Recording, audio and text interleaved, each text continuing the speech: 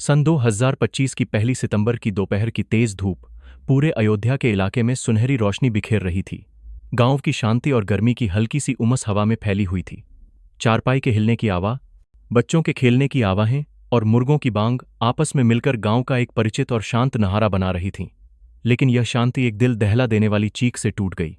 यह चीख, जो डर और दुख से भरी हुई थी, रामलाल के घर के पीछे से आ रही थी। बेटा, बिट्टू, चिंटू, हे भगवान, मेरे बच्चे! रामलाल की पत्नी कमला की चीखें चाकू की तरह शांति को काट रही थीं।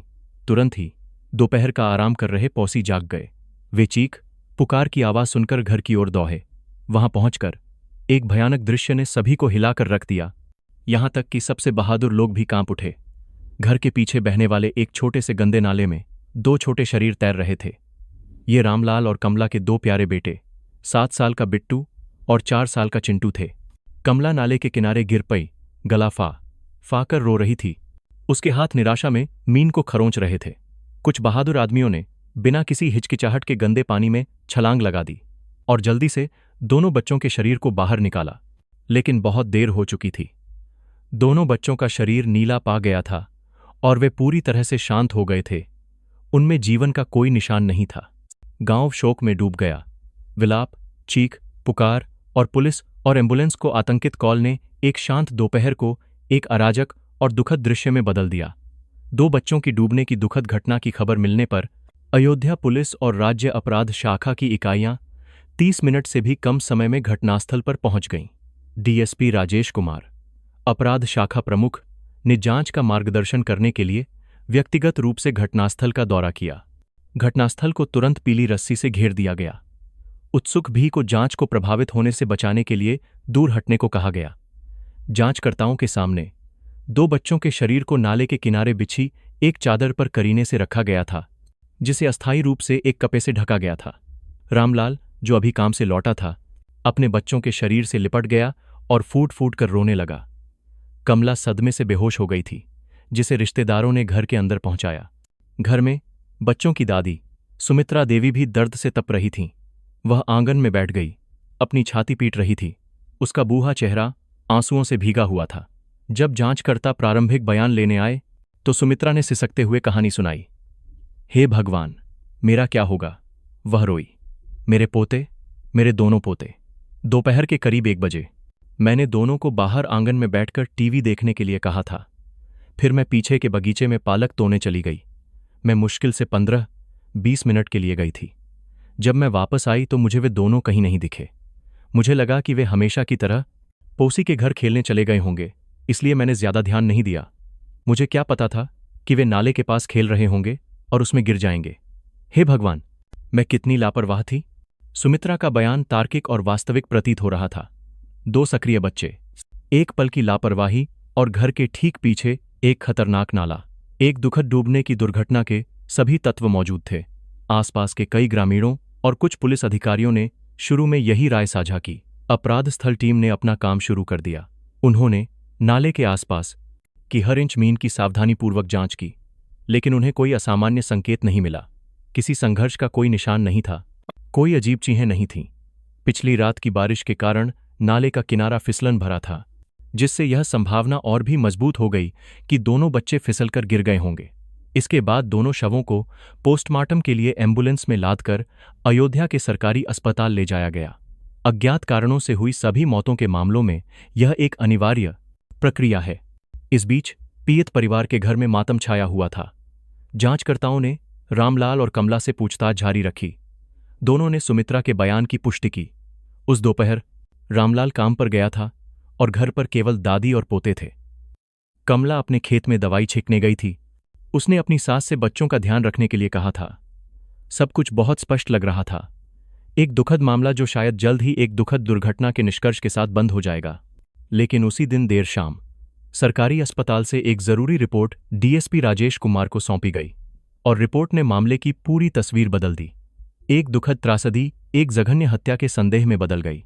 सरकारी अस्पताल में सर्जिकल लाइट के नीचे जांचकर्ताओं ने सावधानीपूर्वक अपना काम किया और उन्हें एक चौंकाने वाला सच पता चला। रिपोर्ट सर, डॉक्टर ने ओन पर कहा। उसकी आवाज़ गंभीर थी। रामलाल के 2 बेटों बिट्टू और चिंटू की पोस्टमार्टम रिपोर्ट में कुछ असामान्य संकेत मिले हैं। पहला और सबसे महत्वपूर्ण, दोनों पीड़ितों के फेफड़ों में पानी नहीं था। डूबने का कोई संकेत नहीं था। बच्चों की नाले में डालने से पहले ही मौत हो चुकी थी। डीएसपी राजेश कुमार सुन्न हो गए। नाले में डालने से पहले ही मौत? तो मौत का कारण क्या था? हमने दोनों बच्चों के पेट में मौजूद चीहों की जांच की है, डॉक्टर ने कहा। जांच में पता चला कि दोनों के पेट में हर की भारी मात्रा थी।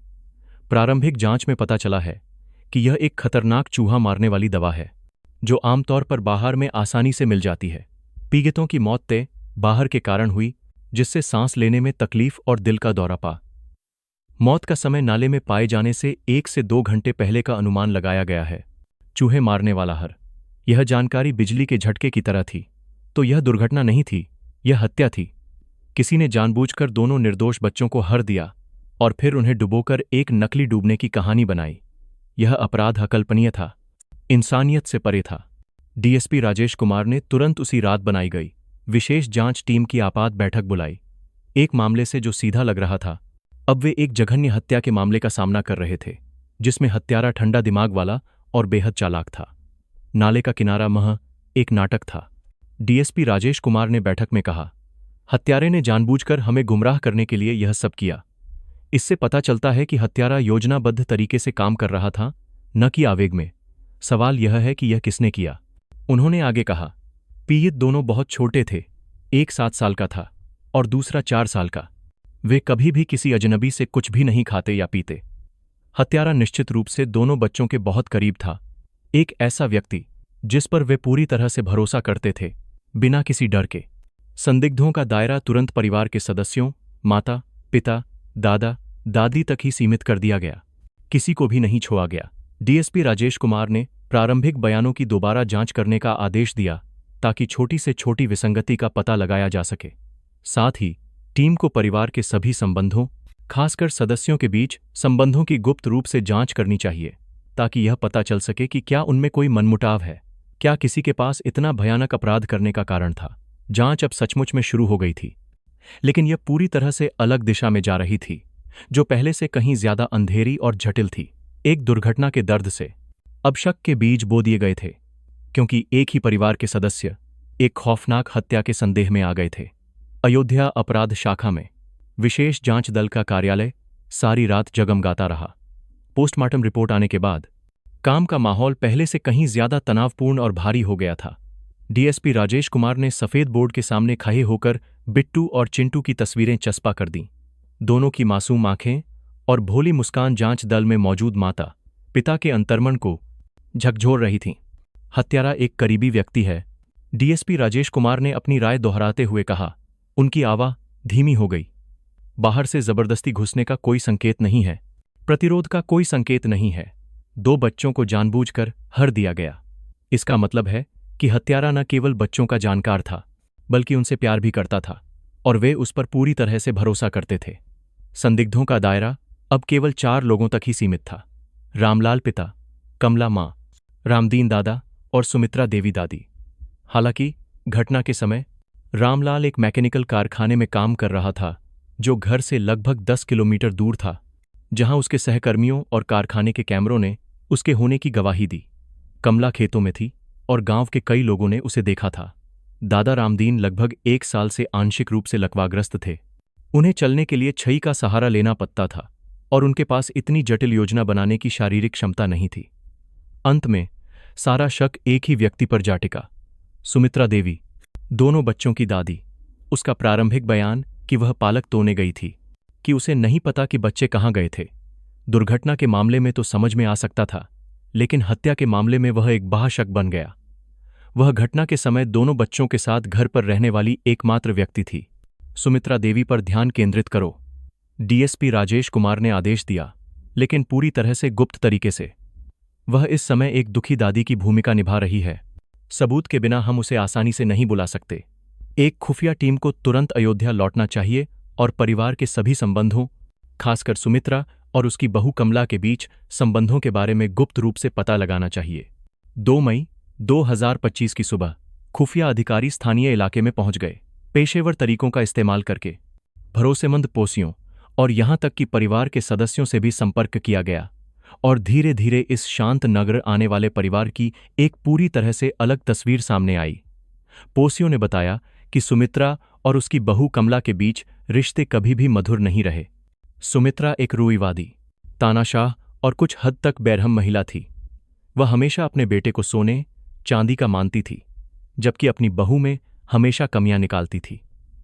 उनके बीच मनमुटाव तो लंबे समय से चल रहा था, लेकिन कमला द्वारा लगातार 2 बेटों को जन्म देने के बाद यह और भी बबल गया।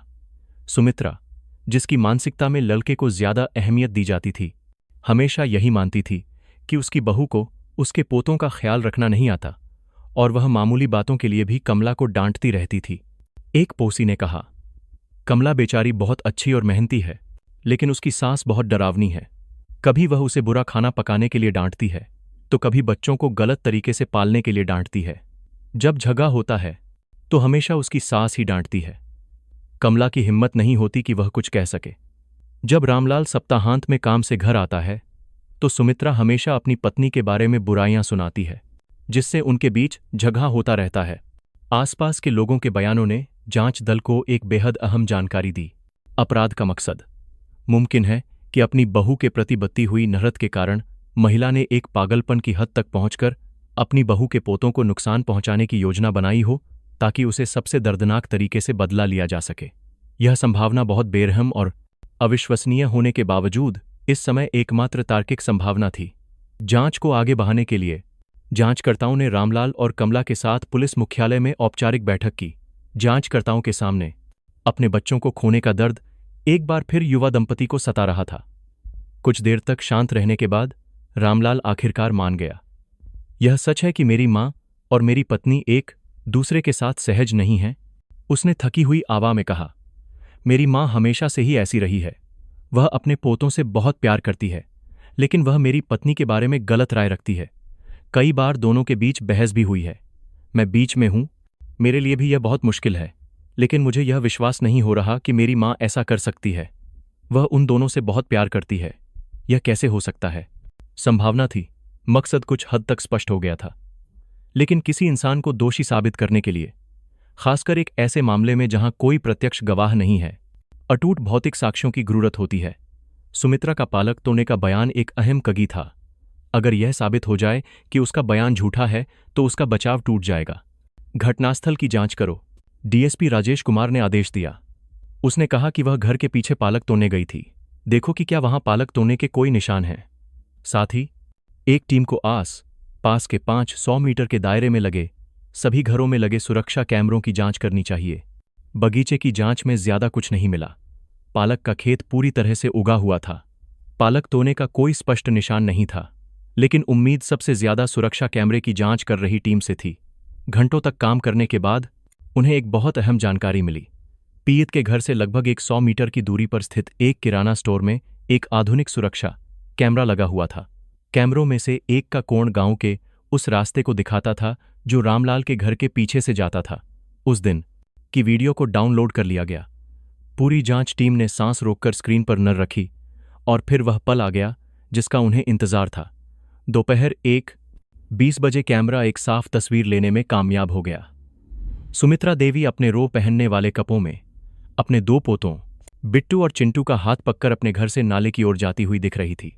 यह तस्वीर बिल्कुल सामान्य थी, इसमें कुछ भी अजीब नहीं था। लेकिन 15 मिनट बाद दोपहर 1:35 बजे एक दूसरी तस्वीर ने सभी जांचकर्ताओं को हिलाकर रख दिया। फिर से वही सुमित्रा, वही कपड़े, लेकिन इस बार वह नाले से वापस अपने घर की ओर आ रही थी। और सबसे अहम बात, वह अकेली थी। उसके दोनों पोते उसके साथ नहीं थे। उस समय उसके चेहरे पर, हालांकि कैमरे की तस्वीर साफ नहीं थी, फिर भी एक शांत भाव दिख रहा था जो कि डरावना था। यह रही अटूट सबूत। इस जानकारी ने सुमित्रा के सारे बयानों को गलत साबित कर दिया। उसने झूठ बोला था। वह पालक तोड़ने नहीं गई थी। वह उन दोनों बच्चों के साथ उस समय नाले के पास थी जब उनकी मौत हुई थी, और वह अकेली वापस आई थी। बच्चे कहाँ थे? डीएसपी राजेश कुमार उस अकेली महिला की स्क्रीन पर लगी तस्वीर को घूरते रहे। उनकी आंखें स्थिर थीं। कल घटनास्थल पर उसका दर्द और दुहक अब एक भद्दा और घिनौना नाटक लग रहा था। एक राक्षसी औरत का नाटक जो एक बेचारी दादी होने का ढोंग कर रही थी। सुमित्रा देवी को मुख्यालय बुलाया जाए, डीएसपी राजेश कुमार ने आदेश दिया। उनकी आवाज में तुरंत दृढ़ता और गुस्सा था। जब पुलिस की गाही रामलाल के घर के सामने रुकी, जो मातम में डूबा हुआ था, तो दुख का माहौल और भी गहरा गया। घर के बीच में दो छोटे सफेद ताबूत रखे हुए थे। अगरबत्ती की खुशबू हवा में तैर रही थी और कमला का लगातार रोना नहारे को और भी भयानक बना रहा था। सुमित्रा देवी सफेद कपों में दोनों ताबूतों के पास बेसुध बैठी हुई थी। उसकी आंखें सूजी हुई थीं। उसका बूढ़ा चेहरा दुख से भरा हुआ था। जब दो जांच अधिकारी अंदर आए और उन्हें पुलिस मुख्यालय में पूछताछ के लिए आने का आदेश पकड़ सुनाया, तो सुमित्रा ने ऊपर देखा और हैरानी और गुस्से का भाव जताया। आप लोग क्या कह रहे हैं? वह चिल्लाई। मेरे पोते अभी मरे हैं, मेरा दर्द कम नहीं हुआ है और आप मुझ बूढ़ी औरत पर शक करने की हिम्मत कर रहे हैं। मैंने क्या गलत किया है? मैं भी अपने पोतों को खो चुकी हूं। आप लोग मेरे साथ ऐसा कैसे कर सकते हैं? रामलाल और कमला भी सदमे में थे। वे समझ नहीं पा रहे थे कि पुलिस उनकी मां को, उनकी दुहक भरी दादी को क्यों बुला रही है, लेकिन जांच अधिकारियों के आदेश का पालन करना ही था। हालांकि रामलाल के मन में शक था, फिर भी उसने अपनी मां को शांत रहने और मामले को स्पष्ट करने के लिए पुलिस अधिकारियों के साथ सहयोग करने की सलाह दी। कुछ देर तक रोने और चिल्लाने के बाद सुमित्रा आखिरकार गाही में बैठने के लिए मान गई, लेकिन वह लगातार अपने साथ हो रही नाइंसाफी के बारे में बड़बड़ा रही थी। अयोध्या पुलिस मुख्यालय में पूछताछ के ठंडे कमरे में, जिसमें सिर्फ एक लोहे की मेज और कुछ कुर्सियां थीं, सुमित्रा देवी डीएसपी राजेश कुमार के सामने बैठी थी। एक बेचारी और पीड़ित दादी का नाटक वह पूरी तरह से कर रही थी। मैं सुमित्रा देवी से शांत रहने और हमारे साथ सहयोग करने की गुजारिश करता हूं, डीएसपी राजेश कुमार ने बोलना शुरू किया। उनकी आवाज शांत लेकिन दमदार थी। कृपा करके एक बार फिर से बताएं कि 1 मई को दोपहर में आपने क्या किया था? सुमित्रा ने बिना किसी हिचकिचाहट के अपना पुराना बयान दोहराया। उसने दोनों बच्चों को सुलाने की बात बताई, लेकिन वे सोए नहीं। उसने उन्हें टीवी देखने के लिए कहा ताकि वह पालक तोड़ने जा सके, और जब वह वापस आई तो उसने पाया कि वे गायब थे। अगर मुझे पता होता कि ऐसा होने वाला है तो आसमान टूट भी जाता, तो भी मैं उन दोनों को अकेला नहीं छोड़ती। यह सब मेरी गलती है, मैं लापरवाह थी। आप लोग जो चाहे सजा दें, मुझे मंजूर है, उसने कहते हुए अपनी आंखों से आंसू पोंछे। डीएसपी राजेश कुमार ने धैर्य से उसकी कहानी के खत्म होने का इंतजार किया। उन्होंने उसे झूठ बोलने के लिए जल्दबाजी नहीं की। इसके बजाय उन्होंने एक ऐसे विषय पर सवाल किया जिसका कोई मतलब नहीं था। सुमित्रा जी, पहले से ही बहू के साथ आपके रिश्ते कैसे थे? यह सवाल जैसे ही सुमित्रा को गुस्सा दिलाने के लिए काफी था। उसने तुरंत अपना रवैया बदल लिया। आपको यह सब जानने की क्या जरूरत है? सास बहू के रिश्ते कभी अच्छे नहीं होते। वह कमला आलसी और घटिया है और वह अक्सर बहस करती है। जब मैं उसे कुछ नहीं करने के लिए कहती हूं तो वह मुंह बनाती है और फिर पड़ोसियों के घर जाकर मुझे बदनाम करती है। मेरा बेटा रामलाल इतनी दूर काम करके पैसे भेजता है और उसे परिवार का ख्याल रखना नहीं आता। वह बस पैसे बर्बाद करती है। उसने अपनी बहू को डांटने की एक कहानी सुनाई। तो आपके बीच बहुत गहरा मनमुटाव था? डीएसपी राजेश कुमार ने कहा। गहरा हो या न हो, यह हमारा निजी मामला है। क्या आप लोग इसलिए मुझ पर शक कर रहे हैं क्योंकि मैंने अपने पोतों को मार दिया? उसने गर्दन तानकर कहा। जानवर भी अपने बच्चों को नहीं मारते। मैं उनकी दादी हूं, मैं ऐसा कैसे कर सकती हूं? डीएसपी राजेश कुमार ने आगे कुछ नहीं कहा। उन्हें पता था कि ऐसे मनोवैज्ञानिक सबूतों और बाहरी बयानों से इस जिद्दी महिला को तोहा नहीं जा सकता। अब निर्णायक वार करने का समय आ गया था। उन्होंने एक जांच अधिकारी को इशारा किया।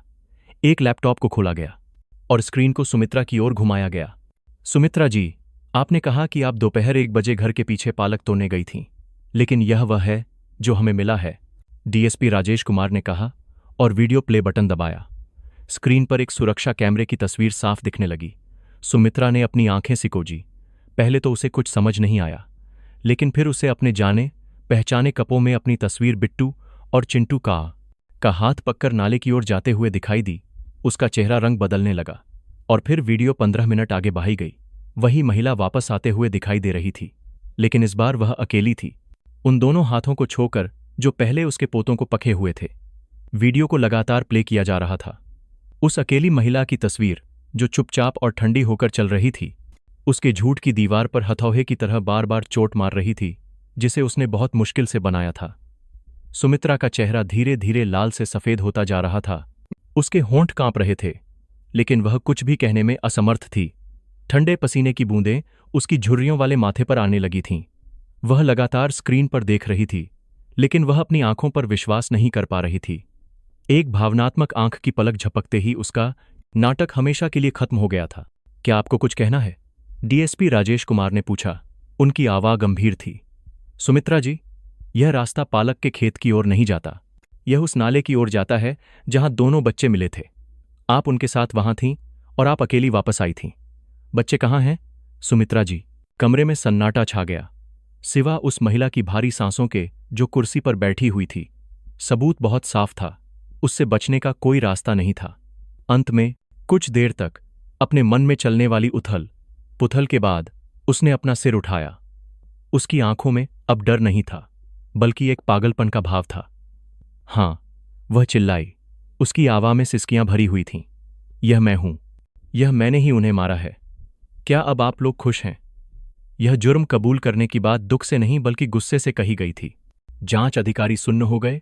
वे एक जुर्म कबूल करने के लिए तैयार थे, लेकिन उन्होंने कभी नहीं सोचा था कि वह इस तरह से सामने आएगा। क्यों? डीएसपी राजेश कुमार ने अपने गुस्से को काबू में रखते हुए पूछा। वे आपके पोते थे। पोते थे तो क्या हुआ? सुमित्रा पागलपन से हंसी। वे उस औरत के बच्चे थे। वे कमला के बच्चे थे। मैं उससे नफरत करती हूं। मैं उस औरत से नफरत करती हूं जो हमेशा बेचारी होने का नाटक करती है। उसने मेरे बेटे को मुझसे छीन लिया। उसने मेरे परिवार में हर समय झगड़ा करवाया, यहां तक कि उसने मुझ पर पलटवार करने की हिम्मत की। मैं उसे तपाना चाहती थी। मैं उसे जीना नहीं देना चाहती थी, और उसे तब पाने का इससे बेहतर तरीका और कोई नहीं था कि उसके दोनों प्यारे बेटों को उससे छीन लिया जाए। उसका नरद भरा जुर्म कबूल करना अपराध का मकसद साफ कर गया। यह बदले की एक ऐसी योजना थी जो अपनी बहू के प्रति बती हुई नरद से उपजी थी, जो पागलपन की हद तक पहुंच गई थी।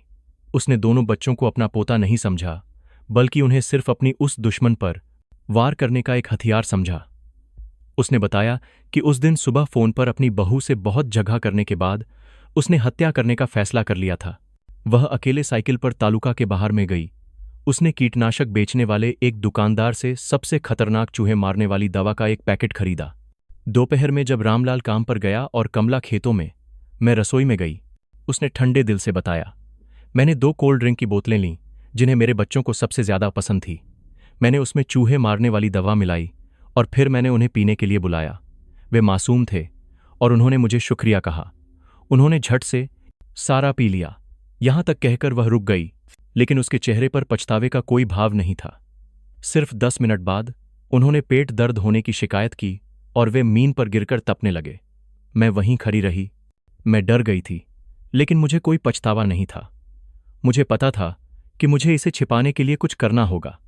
जब मुझे पता चला कि उनकी सांसें बंद हो गई हैं, तो मैंने सूरज की गर्मी कम होने का इंतजार किया। फिर वह बताने लगी। उसकी आवाज़ डरावनी थी। फिर मैंने एक एक करके उनके शवों को उठाकर अपने घर के पीछे नाले में फेंक दिया। मैंने उन्हें जानबूझकर पानी में धक्का दे दिया ताकि यह दुर्घटना लगे। उसके बाद मैं घर वापस आ गई और कमला का इंतजार करने लगी और अपना नाटक शुरू कर दिया। खौफनाक कबूलनामा खत्म हो गया। सुमित्रा वहां थक कर बैठ गई, लेकिन उसकी आंखों में अभी भी एक सनकपन दिख रहा था। उसे अपना बदला मिल गया था। जांच दल में मौजूद सभी लोग चुप थे। वे केवल 2 निर्दोष बच्चों के लिए बेइज्जती और दुख महसूस कर सकते थे।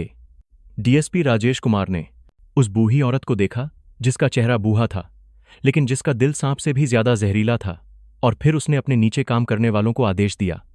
उसकी आवाज थकी हुई थी। एक पूरी रिपोर्ट लिखो। घटनास्थल पर ले जाकर घटना को दोबारा दिखाने की तैयारी करो। सुमित्रा देवी के ठंडे दिल से जुर्म कबूल करने के बाद जांच का वह हिस्सा खत्म हो गया जिसमें मानसिक दबाव डाला जाता था, लेकिन अब इसने एक दर्दनाक और सबके सामने आने वाला रूप ले लिया था। घटना को दोबारा दिखाना यह एक ऐसी कानूनी प्रक्रिया है जो अनिवार्य है ताकि आरोपी के बयान और बाहरी जानकारी के बीच तालमेल की जांच की जा सके और साथ ही सबसे स्पष्ट सबूतों से जो है मामले को मजबूत किया जा सके। 8 मई 2025 की सुबह पूरा अयोध्या एक बार फिर हलचल में डूब गया। सैकड़ों पुलिसकर्मी, साधारण कपों में पुलिस, दंगा पुलिस से लेकर स्थानीय पुलिस अधिकारियों तक पीड़ित परिवार के घर के आसपास कई घेरों की सुरक्षा स्थापित करने के लिए तैनात किए गए थे। घटना को दोबारा दिखाने की खबर एक दिन पहले ही फैल गई थी, जिससे हर जगह से हजारों उत्सुक लोग वहां पहुंच गए। वे गांव के दोनों रास्तों पर खभे थे, दीवारों पर चक रहे थे, आस पास के घरों की छतों पर भी, ताकि वे उस औरत को अपनी आंखों से देख सकें जिसने अपने पोतों को बेरहमी से मार डाला था। वहां जो माहौल था वह सिर्फ जिज्ञासा का नहीं था, बल्कि भड़के हुए गुस्से का था जो फटने के लिए तैयार था। सुबह लगभग 8 बजे पुलिस की एक ट्रक उस घेरे के बीच में धीरे से चली आई। गाही का दरवाजा खुला। सुमित्रा देवी को 2 महिला पुलिस अधिकारियों ने अपनी सुरक्षा में पका हुआ था। कुछ दिन जेल में रहने के बाद वह पहले से भी ज्यादा दुबली और बूढ़ी दिखने लगी थी। उसके रूखे सफेद बाल, गद्देदार चेहरा, निस्तेज आंखें। जैसे ही वह सबके सामने आई, वहां मौजूद लोगों का गुस्सा फूट पा। शैतान औरत, आपने अपने बच्चों के साथ ऐसा करने की हिम्मत कैसे की? हत्यारों को फांसी पर चढ़ाओ, हमारे बच्चे हमें वापस करो। हरामभादी, हरामभादी। हर तरफ से चीखने की आवाज़ें आ रही थीं, साथ ही उस परिवार के सदस्यों का दर्द भरा रोना भी। लोगों ने सुमित्रा पर हमला करने के लिए सुरक्षा को तोड़ने की कोशिश की। दंगा पुलिस को काफी मुश्किल से एक सुरक्षित मानव दीवार बनानी पड़ी ताकि उसे बचाया जा सके और घटना को दोबारा दिखाने की सुरक्षा सुनिश्चित की जा सके। जनता के सामने सुमित्रा ने अपना सिर झुका लिया। डर से उसका शरीर कांप रहा था। घर के अंदर रामलाल और कमला भी जांच अधिकारियों के कहने पर वहां मौजूद थे। अपने बच्चों को खोने का गम कम नहीं हुआ था और अब उन्हें एक बार फिर अपराधी का सामना करना था और दर्द से देखना था कि कैसे उनकी मां ने उस खौफनाक अपराध को अंजाम दिया।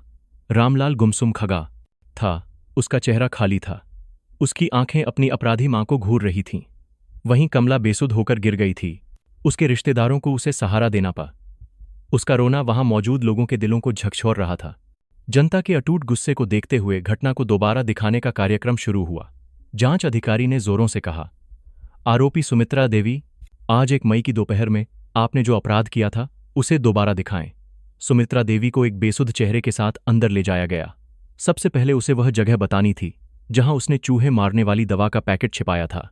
वह कांपती हुई अपना हाथ उस छोटे से छेद कपने बहा था की ओर ले गई जो पुरानी अलमारी के पीछे छिपा हुआ था।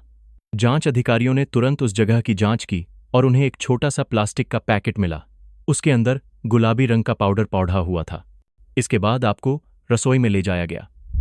कोल्ड ड्रिंक की वही 2 बोतलें जिन्हें बच्चों को पसंद थी और एक कांच का गिलास मेज पर चीजों की जगह पर रखा गया। आरोपी हर मिलाने के कार्य को दोबारा करे। सुमित्रा ने कांपते हाथों से एक प्रतीक के तौर पर पाउडर को उठाया और उसे कांच के गिलास में डालकर कोल्ड ड्रिंक में मिला दिया और उसे घुमा दिया। उसके एक एक कार्य से लग रहा था कि उसे अभी भी वह सब याद है जो उसने किया था। हर मिलाने के बाद आपने क्या किया? उसने डरते हुए उत्तर दिया, मैंने बच्चों को बुलाया। 2 मानव आकृतियों को उन बच्चों के आकार का ही बनाया गया था और उन्हें बैठक में रखा गया था। सुमित्रा को खुद वह दोनों गिलास उठाने थे। इस समय सिर्फ पानी भरा हुआ है और अपने बच्चों को प्यार से पीने के लिए कहना है। जैसे ही उसने गिलास उठाया, बाहर के आंगन में खड़ी कमला और सहन नहीं कर सकी। वह दर्द से चीखी और बेहोश हो गई। घटना को फिर से रोकना पा ताकि स्वास्थ्य अधिकारी उसकी देखभाल कर सकें। इसके बाद वह पल आया जो सबसे दर्दनाक था। सुमित्रा को बताना था कि कैसे दोनों बच्चों पर हर का असर हुआ और उनकी मौत हो गई। उन्हें पीने के 10 मिनट बाद उनके पेट में दर्द होना शुरू हो गया। उसने कहा उसकी आवाज़ में कोई भावना नहीं थी। वे रोने लगे और फर्श पर गिरकर तपने लगे। उसने हॉल के फर्श पर दोनों जगहें दिखाईं। तुरंत ही दोनों आकृतियों को वहां रख दिया गया। रामलाल उसके कुछ दूरी पर ही खड़ा था। अपनी मां का दर्द रहित चेहरा देखकर उसने खुद पर काबू खो दिया। वह जख्मी जानवर की तरह चिल्लाया और सुमित्रा पर हमला करने की कोशिश की। पुलिस अधिकारियों को उसे भी मुश्किल से रोकना पा। अपने बच्चों को खोने का दर्द, यह जानकर कि उसकी मां ही असली मुजरिम है, एक ऐसी त्रासदी थी जिसे कभी शब्दों में नहीं कहा जा सकता। घटना को दोबारा दिखाने का आखिरी चरण था शवों को ठिकाने लगाना। सुमित्रा ने उस बूढ़ी औरत की ताकत का प्रयोग करते हुए एक एक करके दोनों आकृतियों को उठाया, पीछे के दरवाजे से गई और नाले की ओर चल पाई। उस गांव के रास्ते पर उसके एक एक कदम में अपराध और शर्म भरी हुई थी। आस पास के लोग डरावनी शांति से उसे देख रहे थे। वे सिर्फ उस औरत को देख रहे थे जिसने अपने कंधों पर अपना अपराध उठाया हुआ था। नाले के किनारे खड़े होकर उसे शवों को पानी में फेंकने का आदेश दिया गया। उसने दोनों आकृतियों को छो दिया। वे दोनों गंदे पानी में जा गिरीं। उसने एक छजी से पानी में शवों को और आगे धकेलने का दृश्य भी दोहराया ताकि यह लगे कि यह एक दुर्घटना थी। घटना को दोबारा दिखाने का कार्यक्रम खत्म हो गया। सुमित्रा देवी द्वारा किए गए सभी अपराधों को स्पष्ट रूप से और साफ तौर पर दोहराया गया। वह सारे बयानों और सबूतों से मेल खाते थे जो जांच अधिकारियों ने जुटाए थे। एक बेचारी दादी का ढोंग हमेशा के लिए खत्म हो गया। सिर्फ एक ठंडे दिल वाली कातिल की सच्चाई रह गई। जब सुमित्रा को ट्रक में वापस ले जाया जा रहा था तो वह अब रो नहीं रही थी और न ही किसी से माफी मांग रही थी। वह चुपचाप चल रही थी और उसका सिर झुका हुआ था।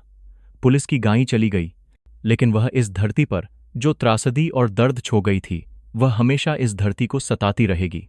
कबूलनामे और सारे सबूतों को इकट्ठा करने के बाद जांच अधिकारियों ने पुलिस थाने में अपनी जांच का निष्कर्ष खत्म किया। 6 अगस्त 2025 को इस मामले से जुड़े सारे गवाह और आरोपी को अदालत में पेश किया गया। पुलिसकर्मियों का काम खत्म हो गया, अब कानून का फैसला आना बाकी था। उस मामले ने उस शांतिपूर्ण अयोध्या के गांव में ऐसा दाग लगा दिया है जो कभी नहीं भर सकता। रामलाल का घर, जहां कभी बच्चों की किलकारियां गूंजती थीं, आज ठंडा और डरावना है। कोई भी इसके आस पास जाने की हिम्मत नहीं करता। उस दर्द भरी सच्चाई में अब रहा नहीं जा सकता। रामलाल और कमला ने जल्दी से अपना घर बेच दिया और शहर छोड़कर चले गए। अपने साथ उन बच्चों को खोने का दर्द ले गए जिन्हें कभी नहीं भुलाया जा सकता। जांचकर्ताओं ने केस से जुड़े कागजातों पर अपने काम को खत्म किया, लेकिन कानून के दरवाजे खुलने बाकी थे। उन अपराधों की वजह से उस 16 साल से कम उम्र के बच्चे को पहले से प्लानिंग करके बेरहमी से मारा गया। कानून ऐसे लोगों को कहीं सजा सुनाने के लिए बना है।